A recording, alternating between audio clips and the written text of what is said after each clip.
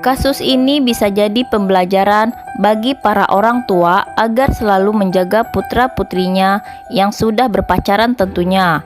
Karena para muda-mudi zaman sekarang ini gemar sekali bermain, menongkrong, dan bergaul dengan berbagai macam sifat dari teman-temannya. Apalagi yang berkaitan dengan sang kekasih, pasti akan selalu ia lakukan. Kisah kali ini bisa dibilang sangat tidak mempunyai rasa belas kasihan. Padahal sepasang kekasih ini sering tertangkap kamera bermesraan di media sosialnya. Langsung saja kita ungkap kisahnya.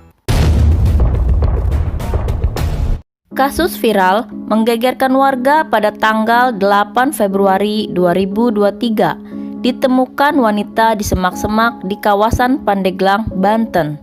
Wanita itu bernama Elisa Siti Mulyani yang berusia 22 tahun. Ia tinggal di Pandeglang, Banten. Dalam kesehariannya, ia dikenal sebagai orang yang baik, ramah, mandiri, dan juga rajin berdoa. Ia yang masih kuliah dan juga sudah bekerja selalu bersemangat untuk membangun cita-citanya. Waktu itu kurang lebih 5 tahun lamanya, ia sudah berpacaran dengan pria yang bernama Riko Ariska yang berusia 21 tahun. Ia juga masih kuliah dan mempunyai pekerjaan sampingan sebagai ojek online. Mereka ini sering terlihat berduaan serta diunggah di media sosialnya. Hubungannya pun telah direstui oleh para orang tuanya. Pada mulanya Elisa itu kan orangnya ingin sukses, menata karir dan juga punya misi untuk membangun usaha yang sedang ia perjuangkan. Ia tidak mau berleha-leha serta bermalas-malasan. Nah, tapi si Riko ini, sang pacar Elisa, sangat bertolak belakang dengan kriteria yang dimiliki kekasihnya itu. Riko seringkali membuat Elisa kecewa karena Riko suka bermalas-malasan dan tidak mempunyai pandangan ke arah masa depan untuk berjuang bersama-sama meraih kesuksesan. Padahal Elisa ini sudah memberikan masukan untuk Riko agar bisa mencari kerja yang lebih baik lagi. Tetapi ia masih saja begitu. Di samping itu, Elisa merasa si Riko ini tidak serius untuk menjadi masa depannya bersama-sama. Lantas Elisa pun berpikir kembali untuk berpacaran dengan Riko. Walaupun sudah sekian lama ia berpacaran, tapi ia akhirnya memutuskan hubungannya dengan Riko karena ia ingin mempunyai pendamping hidup yang bisa berbarengan menuju kesuksesan. Lantas Riko pun bertanya-tanya alasannya kenapa memutuskan dia. Tetapi Elisa tidak memberitahu alasannya. Riko yang notabene pria yang tidak mau kehilangan wanita yang sudah ia cintai, ia terus mempertanyakan perihal itu. Si Riko itu tidak ingin putus dengan Elisa, hingga ia datang ke rumahnya untuk bertemu ayah Elisa, untuk membujuk Elisa supaya hubungannya bisa kembali lagi. Tetapi sang ayah tidak mau ikut campur dengan masalah mereka berdua. Usut demi usut, ternyata Elisa sudah mempunyai pria lain. Mereka sudah ke tingkat serius dan sedang ta'aruf. Hampir setiap hari, Elisa mendapat giliran shift 2, mulai bekerja sekitar pukul 2 siang hingga pukul 10 malam. Peristiwa tragis itu bermula pada Rabu tanggal 8 Februari 2023. Sekitar pukul 10 malam. Ketika itu, Elisa sedang dalam perjalanan pulang menggunakan sepeda motor. Lalu ia bertemu dengan Riko di kawasan Rumah Sakit Permata Bunda. Lantas Riko memaksa Elisa untuk mengungkapkan alasan ia mutusin dirinya. Dan akhirnya Elisa pun jujur dan berkata bahwa ia sudah mempunyai pacar baru.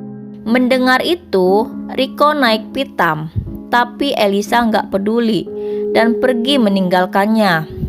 Riko yang belum sempat melampiaskan kemarahannya itu, ia pun langsung mengejar Elisa sampai berhenti di sekitar Stadion Badak Kabupaten Pandeglang. Setelah berhadapan, mereka langsung cekcok Riko terpancing emosi, lalu ia mencekik Elisa.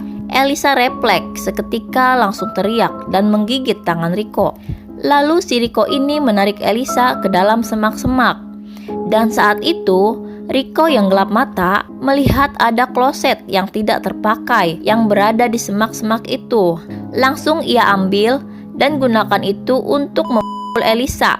Elisa yang terkena benda seberat kloset itu pun langsung tak sadarkan diri hingga meninggal di tempat. Kemudian setelah itu, Riko langsung meninggalkan Elisa begitu saja dengan kloset yang penuh dengan sirup merah.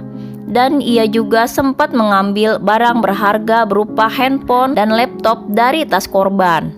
Lalu Riko menyembunyikan motor Elisa di semak-semak sekitar itu dan ia langsung kabur. Setelah itu, ternyata teriakan Elisa sebelumnya telah didengar oleh 2 orang saksi. Begitu mendengar teriakan tersebut, kedua saksi itu langsung bergegas ke lokasi kejadian dan menemukan tubuh Lisa yang berlumuran sirup merah. Lantas kedua saksi itu pun memberitahu warga setempat yang kemudian langsung mendatangi kantor polisi untuk melaporkan penemuan jenazah Elisa. Polisi pun langsung bergegas mencari pelaku. Saat itu, kurang dari 1 jam, polisi berhasil menangkap Riko di rumahnya dan menemukan ponsel serta laptop korban. Lalu setelah diperiksa, Riko mengakui perbuatannya dan menurut polisi, motif Riko yang menghilangkan nyawa korban karena merasa sakit hati setelah cintanya tak lagi diterima korban dan mantan pacarnya itu punya pacar baru. Setelah keluarganya Elisa mengetahui, mereka pun kaget dan mendatangi lokasi kejadian. Seketika hatinya hancur saat melihat anaknya yang sudah dalam keadaan tak bernyawa. Akibat dari perbuatannya, Riko dijerat dengan ancaman pidana. Pada awalnya, ia terkena ancaman penjara maksimal 15 tahun. Tapi pihak keluarga berharap agar Riko mendapat hukuman yang setimpal, karena menurutnya perbuatannya itu seperti telah direncanakan sebelumnya. Dan keluarganya juga meminta kepada polisi untuk terus menyelidiki motif yang sebenarnya. Setelah melewati proses bulan demi bulan dalam persidangan, akhirnya Riko yang sebagai tersangka itu dijerat dengan pasal 340 KUHP atau pembunuhan berencana dengan ancaman hukuman pidana mati. Selain itu, pelaku juga dikenakan pasal 338 Junto, pasal 351 ayat 3 KUHP tentang pembunuhan dan ancaman penjara 15 tahun. Pada rekonstruksi yang telah digelar, Riko terlihat telah merencanakan pembunuhan dengan cara menunggu dan mengarahkan korban ke tempat yang sepi.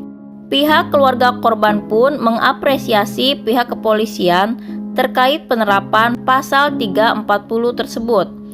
Nah, dari kasus ini, memang kejahatan itu selalu ada di mana-mana, terlepas niatan dari sang manusia itu sendiri. Kadang yang tidak disangka-sangka, malah menjadi tersangka.